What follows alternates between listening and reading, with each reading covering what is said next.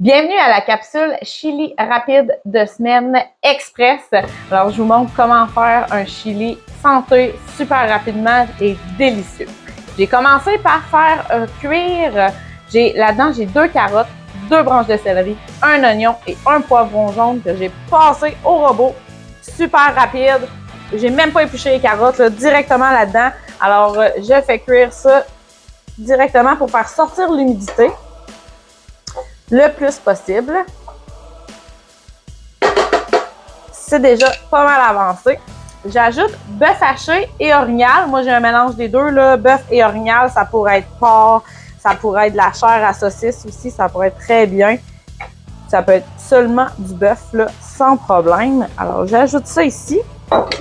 Je vais aller défaire ma viande hachée avec mon outil pour ça. Ça peut être un pilon à patates aussi, là, ça va super bien pour défaire la viande hachée. Et voilà. Oups! Alors, c'est bien comme ça. Je vais assaisonner. Très important. Poivre. Sel. Et voilà, puis je vais envoyer tout de suite mes épices cajun à l'érable de la ferme J.N. Morin. Je les adore, c'est vraiment délicieux. Je vais y aller assez généreusement dans les épices. Je vais enlever le bouchon pour en mettre plus. Alors, on veut que ça goûte là, quand même pas mal. Gênez-vous pas pour en mettre. C'est ce qui va donner la saveur là, mexicaine, cajun à notre chili. Alors, la cuisson de la viande est bien avancée. Je vais pouvoir ajouter les autres éléments dans mon chili. Alors, je vais ajouter un peu de sauce barbecue originale, la version épicée de la ferme J.N. Morin. Ça va ajouter un petit kit. Et un petit sucré salé. On aime ça, le sucré salé, là, vraiment. J'ajoute une conserve de tomates broyées. Et voilà, comme ceci.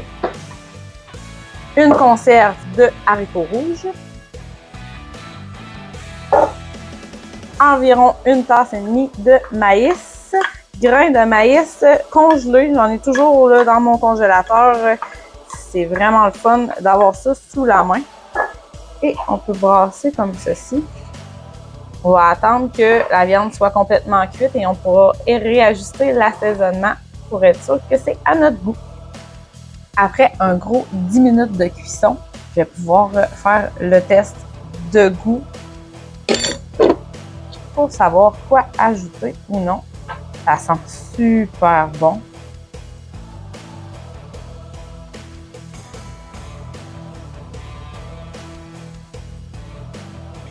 Oh mon Dieu, c'est vraiment bon.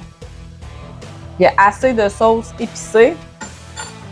C'est juste pour dire si on a un petit kick d'épices. Je vais ajouter un petit peu de sel, un petit peu. Je vais rajouter un peu d'épices cajun.